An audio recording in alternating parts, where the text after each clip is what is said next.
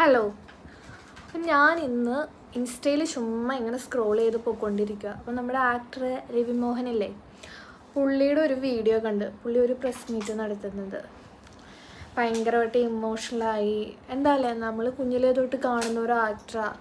അപ്പോൾ പുള്ളീനെ കണ്ടു കഴിഞ്ഞാൽ നമുക്ക് അതിനെ നമ്മൾ ഫോണിലും സിനിമയിലൊക്കെ കാണുമ്പോൾ നമുക്ക് മനസ്സിലാവുമല്ലോ അല്ലേ, ഇത്രയും ഇമോഷണലായിട്ട് ഇത്രയും അനുഭവിച്ചുകൊണ്ടിരിക്കുന്ന ഒരു മനുഷ്യനാണ്. നമുക്കറിയില്ല അവരുടെ പേഴ്സണൽ ലൈഫിൽ എന്താ നടക്കുന്നതെന്നുള്ളത്.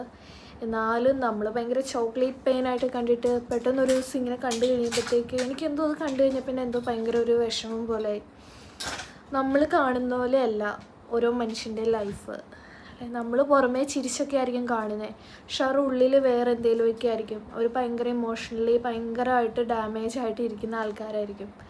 നമ്മളൊരു അവനെന്ത് സെറ്റപ്പാ, അവനൊരു കുഴപ്പമില്ല, അവനെപ്പോഴും ചിരിച്ചിരിക്കുന്നു, അവൻ ഹാപ്പി ആയിട്ടിരിക്കുന്നു എന്നുള്ളത്. പക്ഷെ അങ്ങനെ ആയിരിക്കത്തില്ല.